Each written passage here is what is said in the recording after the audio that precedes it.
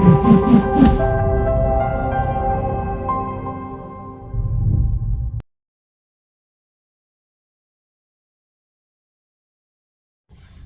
real estate nerds, this is Alex Yoder with Pro Tip Tuesday, my favorite day of the week. And today I'd like to talk about a frequently asked question, which is how much notice do I have to give to my tenant if I'm planning on raising the rent? So their lease is coming up and is going to be expiring soon, and if they're going to be renewing, I'm going to need an increase. A lot of property owners are seeing pretty major increases in taxes and insurance and things like this, and are in a position where they need a higher amount to renew the tenant so they can cover their expenses. And so asking for an increase is fairly common, but the question again is, how much notice do I need to give to my tenant that I'm going to be increasing the rent? There is no technical legal requirement of the number of days you have to give a tenant to raise the rent.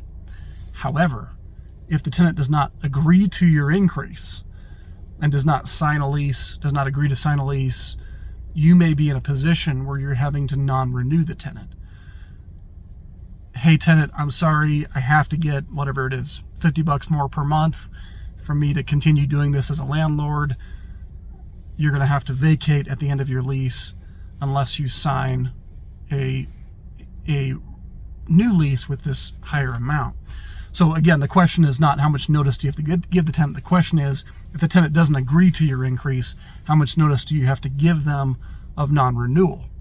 Because that's really going to be your point of leverage. You couldn't just increase their rent because you told them I'm increasing the rent. You need to have an agreement that supports that.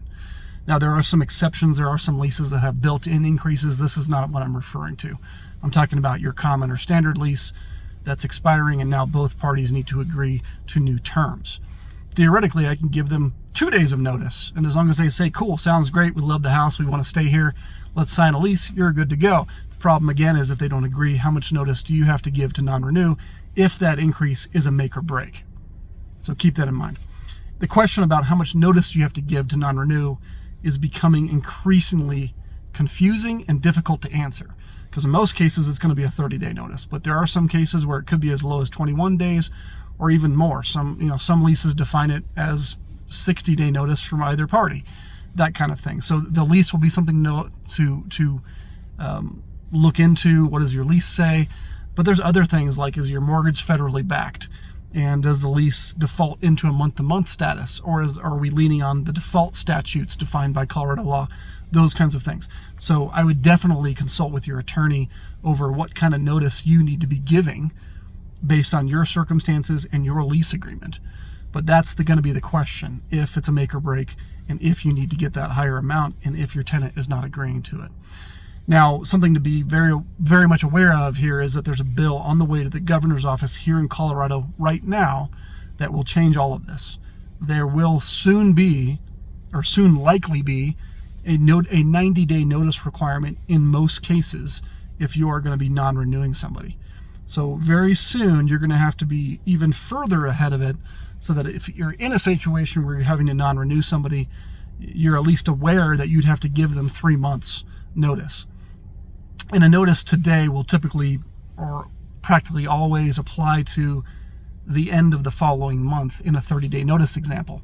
In a 90-day notice example, same thing. It'll be 90 days out, rounded to the end of that month.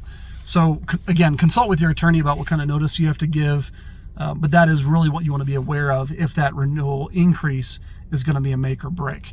And I will do a future video on this new bill that I'm referring to, because not only will it control how much notice you have to give, but it'll also define the reasons for which you could non-renew somebody. Previously, you didn't have to give a reason. Now you're going to have to give a reason, and it'll have to fall within the state's predefined reasonable or justified, or however you want to term it, reasons for non-renewing somebody. So hope for this was helpful. We'll see you next week.